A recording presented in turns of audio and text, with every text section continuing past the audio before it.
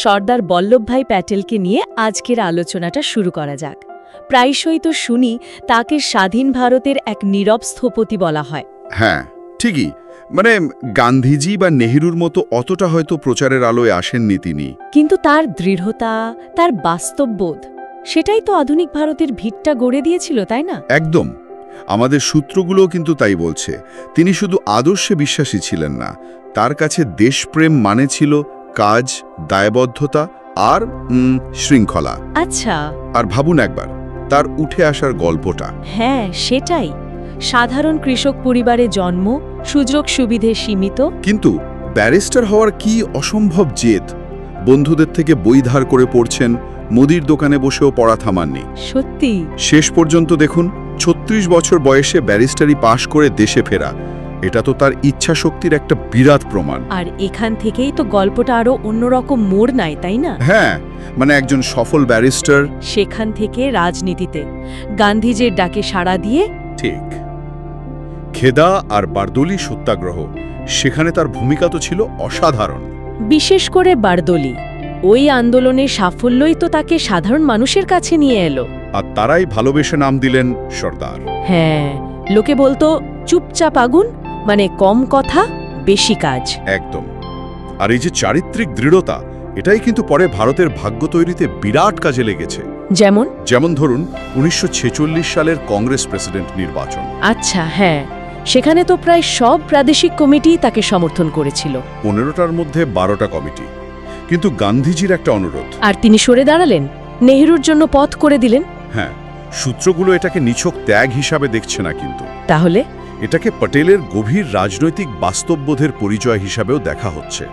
হয়তো তিনি বুঝেছিলেন সদ্য স্বাধীন হতে চলা দেশের জন্য তখন নেহরুর আন্তর্জাতিক পরিচিতিটা বেশি দরকারি। Interesting point. যদিও ঘরোয়া রাজনীতিতে তার নিজের প্রভাব ছিল অনেক বেশি, সন্দেহ নেই। তাহলে এই রাজনৈতিক প্রজ্ঞার পরেই তো আসল পরীক্ষাটা এলো। ঠিক, ১৯৪৭-এর দেশভাগ আর তারপর প্রায় ৫৬৫টা দেশীয় রাজ্য তাদের ভারতে অন্তর্ভুক্ত করা, ভাবলেই তো মনে হয় কি বিশাল একটা কাজ।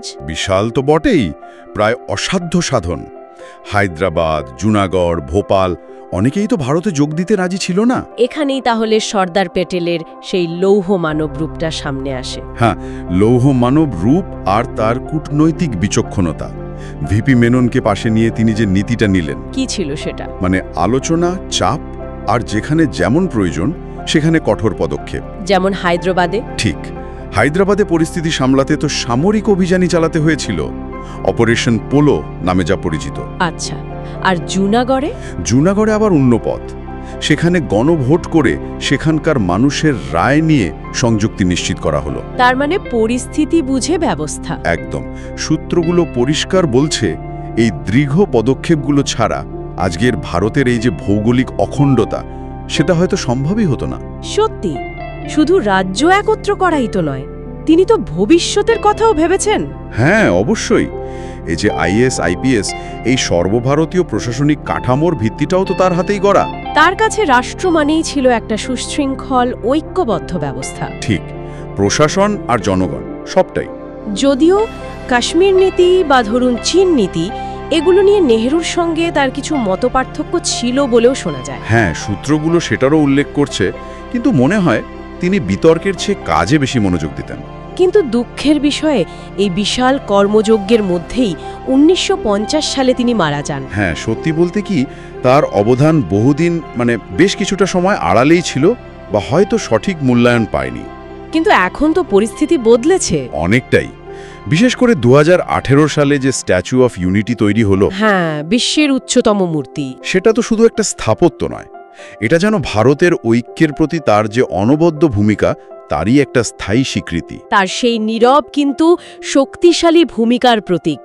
একদম। তাহলে সবটা মিলিয়ে দেখলে সর্দার প্যাটেল ছিলেন সেই নেতা যিনি আবেগের থেকে বাস্তবতাকে বেশি গুরুত্ব দিতেন, বক্তৃতার চেয়ে কাজকে, প্রচারের চেয়ে ফলাফলকে। আর নীরবে ভারতকে এক সূত্রে গেঁথেছিলেন। ইতিহাসে হয়তো তার নাম অন্যদের মতো অতটা ঝকমক করে না, কিন্তু ভারতের মানচিত্রটা তো তার কাজের সাক্ষ্য বহন করে চলেছে। একদম। আর আলোচনা শেষে একটা প্রশ্ন মনে আসে, তাই না? কি বলুন তো? এই যে প্যাটেলের কঠোর অথচ বাস্তববাদী নেতৃত্বের কথা আমরা জানলাম, সেই দৃঢ়তা, জাতীয় ঐক্যের প্রতি সেই অবিচল দায়বদ্ধতা, আজকের সময় দাঁড়িয়ে যখন দেশে একতা বা ধরুন প্রশাসনিক স্থিরতার প্রশ্ন ওঠে, তখন কি সেই ধরনের নেতৃত্বের অভাব আমরা অনুভব করি? হ্যাঁ, সেটাই ভাবার। তার কাজ হয়তো নীরবে হয়েছিল, কিন্তু তার প্রভাব সেটা আজও খুব গভীর। সত্যি ভাবার মতো কথা।